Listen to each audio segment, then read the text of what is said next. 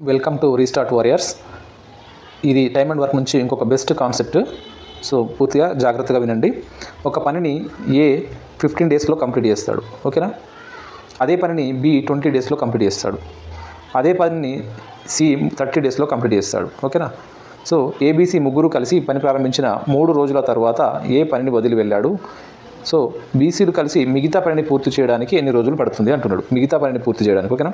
ఏ అయితే 15 days, B అయితే 20 days, C అయితే 30 డేస్, ఓకేనా? రైట్, గుర్తుపెట్టుకోండి. ఇక్కడ ఏ 15 డేస్లో వర్క్ కంప్లీట్ చేస్తున్నాడు, ఓకే, రైట్. బి అయితే మనకి 20 డేస్లో చేస్తున్నాడు. అదే సి అయితే మనకి 30 డేస్లో కంప్లీట్ చేస్తున్నాడు.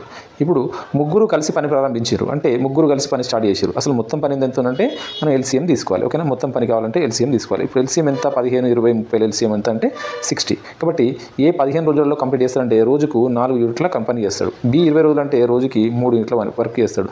సి 30 రోజులు అంటే రోజుకి 2 యూనిట్ల వరకు కంప్లీట్ చేస్తాడు. అంటే ఏ ప్లస్ ఏబిసి, ఓకేనా?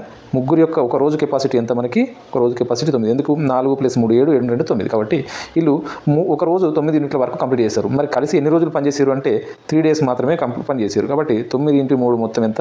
27 యూనిట్ల వరకు వీళ్ళు కంప్లీట్ చేసిండు ఫస్ట్ 3 రోజులలో. ఇప్పుడు ఏమైంది?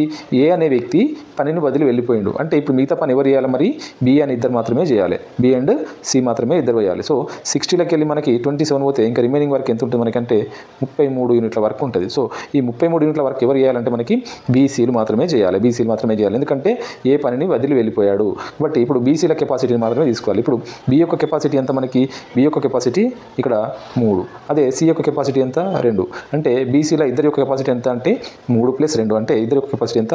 మనకు 5. సో మొత్తం రిమైనింగ్ వర్క్ ఎంత ఉంది? 33 యూనిట్స్ ఉంది. అంటే 5 × 6 = 30.6 అంటే 6.6 రోజులలో మిగతా పనిని వీళ్ళు ఎవరు? బి మరియు సిలు కంప్లీట్ చేస్తారు అన్నట్టు, ఓకేనా? అర్థమైంది కదా?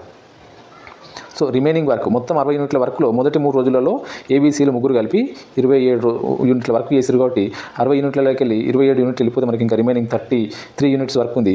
ఏ పని వదిలి వెళ్ళిపోయాడు కాబట్టి రిమైనింగ్ ఎవరు ఉన్నారు? ఇప్పుడు ఇక్కడ బీసీలు మాత్రమే ఉన్నారు. సో రిమైనింగ్ వర్క్ను బీసీలు మాత్రమే చేయాలి. కాబట్టి బీసీల ఇద్దరి కెపాసిటీ 5. సో 5 × 6 = 30.